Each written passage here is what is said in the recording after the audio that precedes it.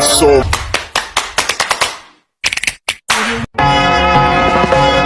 singing low while I pop a bottle off of your chain swinging, clang clang, and it costs a lot. Bitch, I'm always at the guala, yeah, and you are not badass beat. Keep on going to you. Hi mga ka-vlog! Welcome sa ating paglalakbay sa puso ng Molo, Iloilo. Tuklasin natin ang kagandahan, kasaysayan at kabighanian ng Molo Church o Santa Ana Parish. Sama kayo sa akin sa isang paglilibot sa simbahan na may kwento at may kababaang dama sa mga babaeng santo. Tara na, simulan na natin! Ang Molo Church sa Iloilo ay may mayamang kasaysayan na nagpapakita ng tibay at kahalagan niya sa kultura. Una itong itinayo gamit ang Tabique, Pampango noong 1863 at muling ipinatayo noong 1869 sa estilong Gothic Renaissance na nakikita pa rin hanggang ngayon. Kilala rin ito dahil binisita ni Dr. Jose Rizal noong 1866 upang masilayan ang mga painting ng Biblia na nooy nakapinta sa loob ng simbahan. Noong ikalawang digmaang pandaigdig, nagsilbi itong evacuation center para sa mga sibilyan.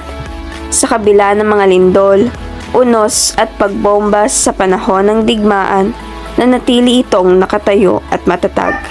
Dahil dito, idiniklara itong pambansang makasaysayang pook ng National Historical Institute noong 1992. Mahalaga ang Molo Church hindi lamang dahil sa kasaysayan, kundi pati na rin sa kakaibang arkitektura at kahulugan. Ito ay kilala bilang tanging Gothic Renaissance Church sa labas ng Metro Manila. Natampok ang puting coral stone na harapan at dalawang pulang kampanaryo. Sa loob, tinaguran itong Feminist Church dahil sa 16 na estatwa ng mga babaeng santo na nakahanay sa gilid ng nave. Sa altar naman, makikita ang patrona nitong si Santa Ana, ina ng Birheng Maria.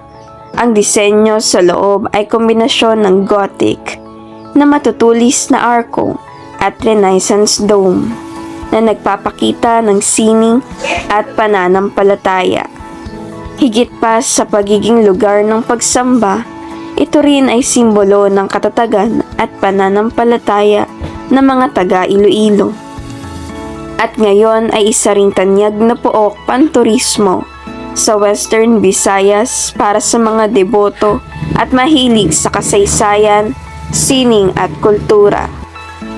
Ngayon naman ay tayo ay gagawa ng diorama tungkol sa Molo Church. Sa pamamagitan ng diorama, mas may lalarawan natin ang ganda at kasaysayan ng simbahan sa malikhaing paraan.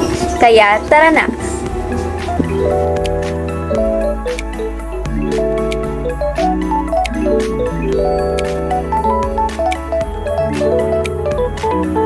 So, ang first step natin ay masusketch muna tayo ng ating harap ng simbahan at also yung ating mga ilalagay na windows sa ating pader.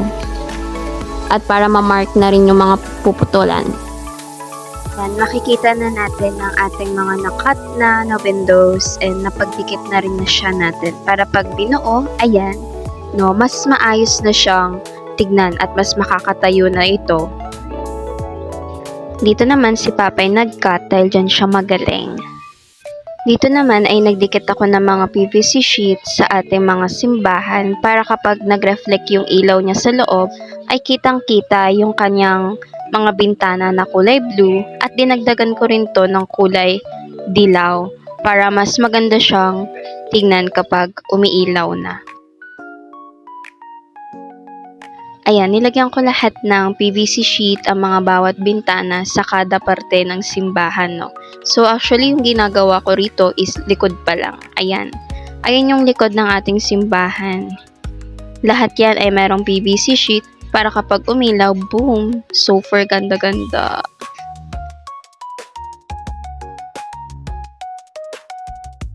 Ayan, unang dinikit ko rito ay yung kisame bago yung bubong dahil yung bubong super haba at hindi pa siya napuputulan.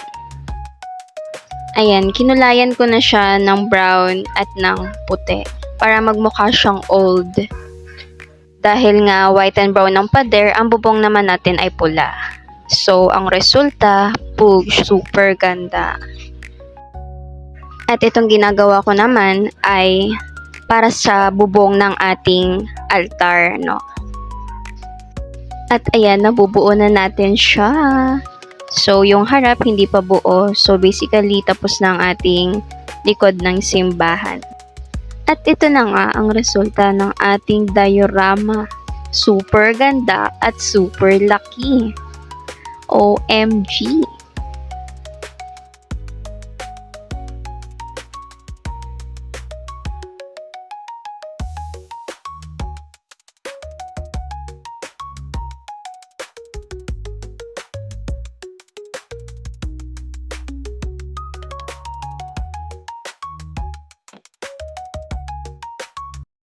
Natapos na ang ating diorama ng Molo Church. Sa pamamagitan nito, hindi lang natin nakikita ang ganda ng simbahan, kundi nauunawaan din natin ang kahalagahan ng kasaysayan at kultura na dala nito.